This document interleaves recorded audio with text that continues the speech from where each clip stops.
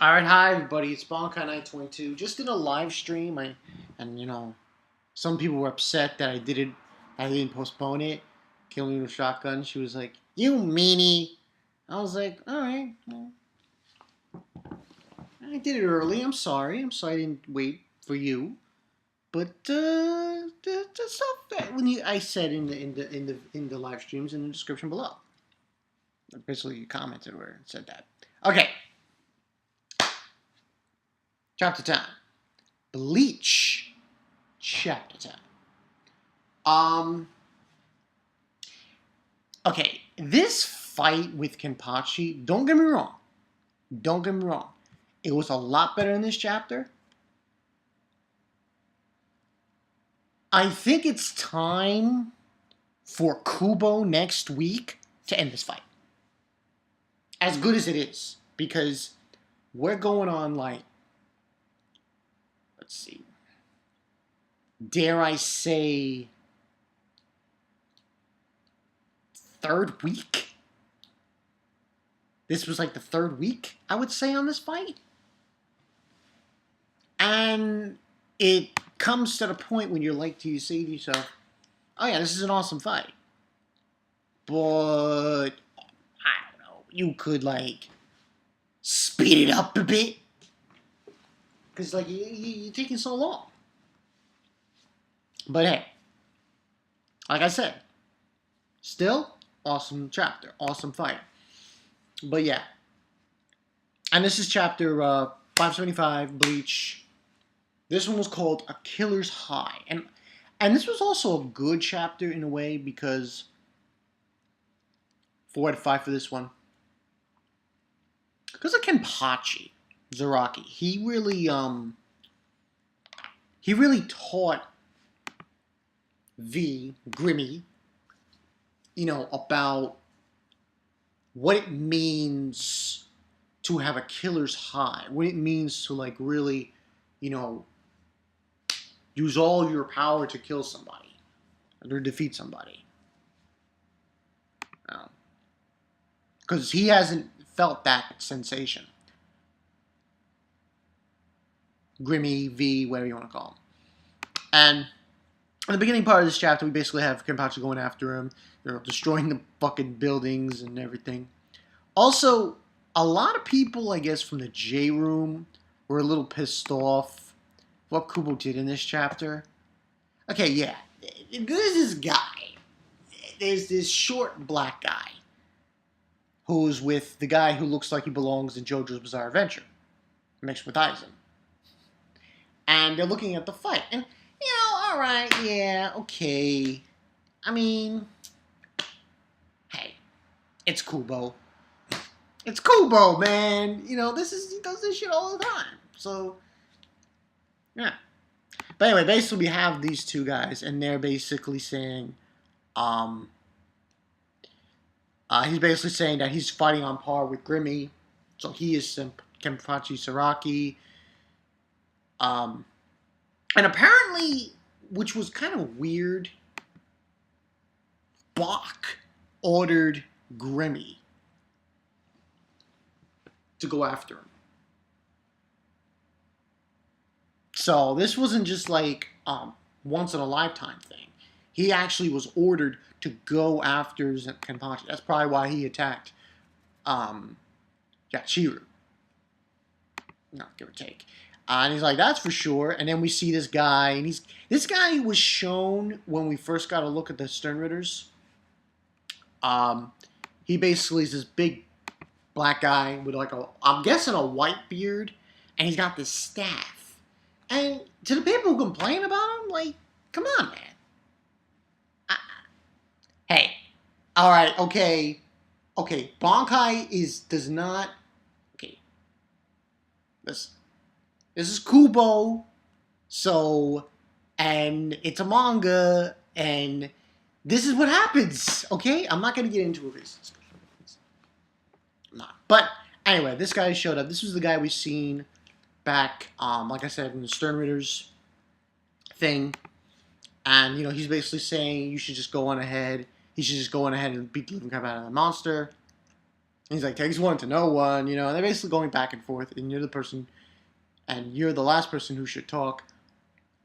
And the Mr., you know, gets up, and, you know, Mr. Jojo Eisen lookalike gets up, and he says he's basically getting away from here, and he's basically saying that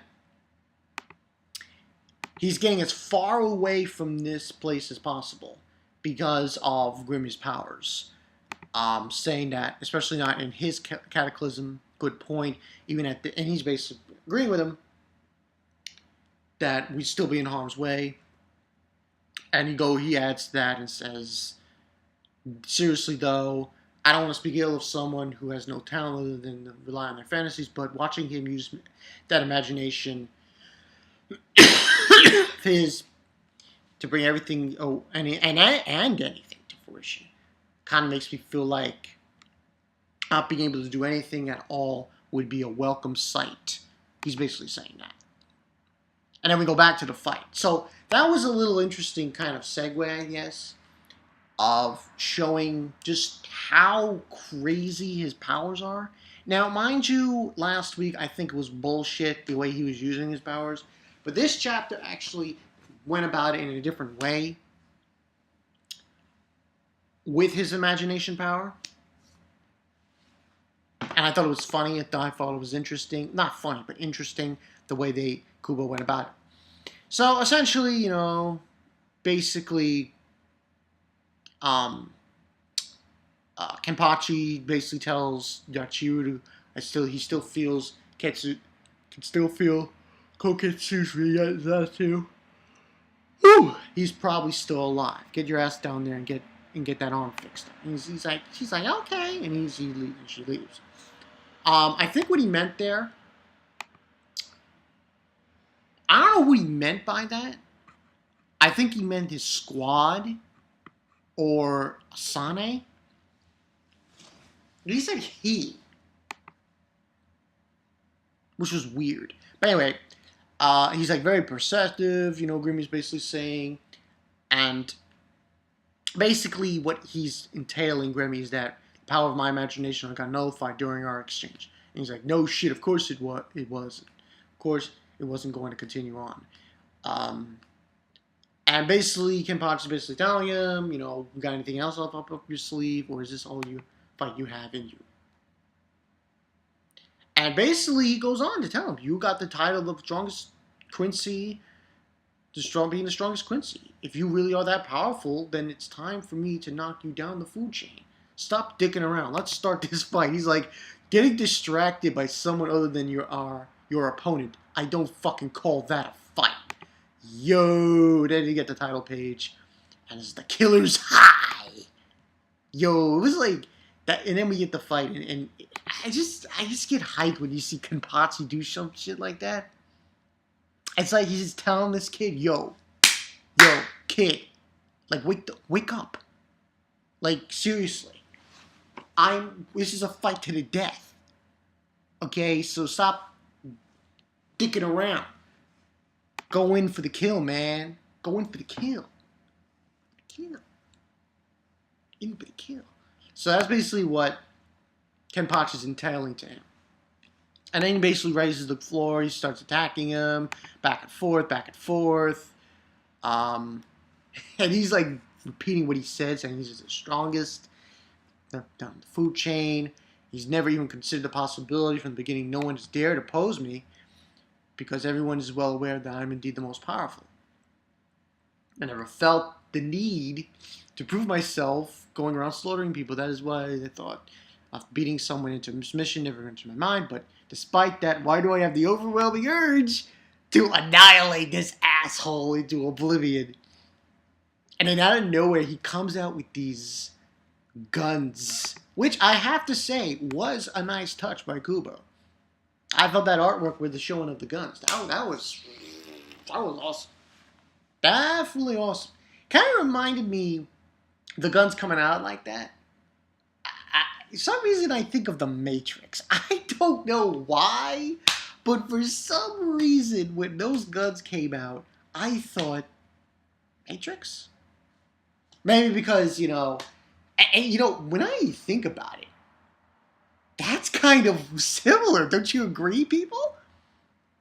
If his power is imagination, and in the Matrix, when you go in the Matrix, you just think of something and ask for something. You know? Same thing. Well, kind of. But anyway, he basically has those guns. He's shooting at Kenpachi. Then he brings out missiles. He's firing them at Kenpachi. Kenpachi destroys them. And basically saying, your hands, you finally got around to using them. Now, that is a mighty fine expression. Mighty fine expression. This fight, let's savor it. And we get his fucking face of Grimmy. He went from cute to, like, sinister. And I'm like, yes. That is what I want, Kubo. That's what I want. That's exactly what I want to see. And basically he's giving that face, and he's like, Kenpachi's like, you finally made this guy really happy. I guess he means himself. And that's the end of the chapter. Like I said, the only downfall I'm saying is it seems like they're dragging this fight. But,